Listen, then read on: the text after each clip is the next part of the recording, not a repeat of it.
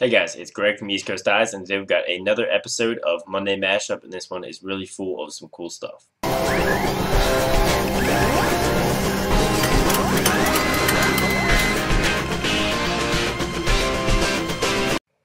Hey guys, so I hope you all had a great weekend. We did here at East Coast Eyes on Monday. We shipped out over 200 orders.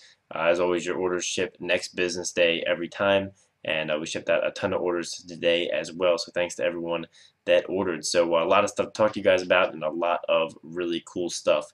So the first one is the East Coast Eyes Bracket Challenge giveaway. We're having a NCAA basketball tournament. March Madness Challenge over at ESPN.com. The link will be in the description. I highly suggest you guys join. A ton of people already have, and I'm sure it's going to be a lot of fun. It was Selection Sunday this past Sunday, so I've already made my bracket. So you got to hop on it. There's only a day or two left for you to get in. The top 3 people at the end are each going to win an East Coast Mesh kit. So there's a little online here, and it should be a lot of fun. So make sure to go down and join. And see if you can beat my bracket. I don't know too much about college basketball, so I think you should do all right beating my bracket. But the next thing is our East Coast Eyes helmet wraps for the team. So we've got Ben, Mike, and I. They each had a Pro 7, I had a CPXR. Pro Athletics was kind enough to hook us up with some chrome carbon fiber helmet wraps. You can see here is the skeleton of what the wrap looked like. So we made a video of us all putting them on, and I'll be editing that up and getting it out for you guys. They're really crazy flashy, which we're wanting because we'll probably use them as display heads as well.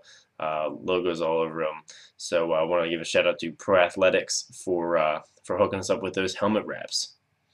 So another thing, the next thing is we had our men's league game this last Sunday for Hinder Ford. It was a ton of fun, and Mike's girlfriend actually came and managed to get some footage, which was cool. Not a ton. We thought Mike was going to be playing goalie because we didn't have a goalie. Mike played goalie last year in a men's league and actually did really well. So they said we weren't going to have a goalie, so we got Mike strapped up with a GoPro or contour camera and on his helmet, had a goalie gear ready, and told everyone on Instagram and Twitter. And then when we got there, one of our backup goalies had showed up, so unfortunately we weren't able to get any goalie footage. Mike's girlfriend still did take some footage of the game. I had a goal. Mike also had a goal. So I'll show you guys Mike's goal.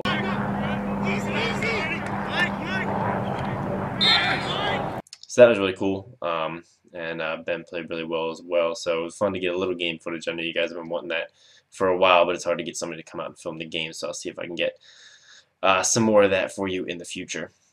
So the next thing up is I've got a really cool video coming up for you guys, which involves the stick of a pretty famous player. So I think you guys are going to like it. It's going to be about the stringing specifically. So I'd like you guys to take guesses in the description, or in the comment box, see if you guys can figure out who it's going to be. The video will be coming up very soon. I'm really excited. It's something that a lot of people, I think, are going to like and enjoy. Another thing, there were some cool highlights from the last week of lacrosse, the UNC Duke game specifically. There was a sweet elevator shot that made ESPN's top 10 plays. So that's really cool. You don't see lacrosse make ESPN's top 10 all that often, although sometimes I think it deserves it. I think some of the lacrosse players are a lot cooler than some of the ones that make it on there, but it's really nice to see top 10 get some ESPN recognition, so you guys can check that clip out.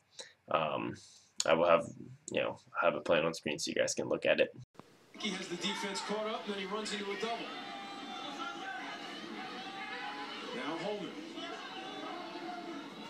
This is Contrello being guarded by Keenan. Low shot, low to high. Wow.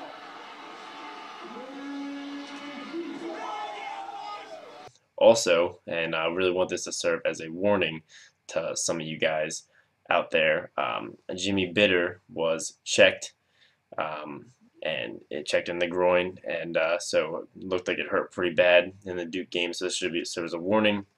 All you guys should be wearing cups and mouth guards always, because those are 2 pieces of protective equipment that are very important, but are often overlooked. So make sure you guys have that under control. Another couple of things for you guys. I had shot this out on Twitter, Instagram, and Facebook, but thinking about getting some custom tape made up, some East Coast Eyes tape. We got some samples here of custom printed tape. So let me know If you guys would like that, maybe just throw the video a like if you think that's something that you might like. I'll use that as a gauge to see how many people would be interested. It'd be a cool promotional product and also a cool thing for you guys to have. I think we could design some cool tape. And another quick note is that the Volt Lakota, or the Volt Blade Pro and East Coast Mesh giveaway, the 15,000 subscriber giveaway, the winner will be announced on Wednesday, as it always is tomorrow. So a lot of people were asking when the winner was going to be announced, so now you know. So guys, there was also a ton of gear. Hopkins debuted some limited edition new uniforms that featured a lot of black, the Columbia blue, and silver. I really like the addition of silver in their uniforms. I thought their Vapor Elites were some of the best that I have ever seen, maybe my favorite gloves ever. So that was really nice, and they had the Blue Jays wings, which had some chrome in them. And I asked the question on Facebook of who did chrome better, the Blue Jays or UNC, and I think the popular vote was UNC. But I actually like the Blue Jays chrome more. It was unusual to see him go for head wraps for the first chrome decals and Zimmer for the wings. Usually you would stick with one decal company, but that was a little unusual.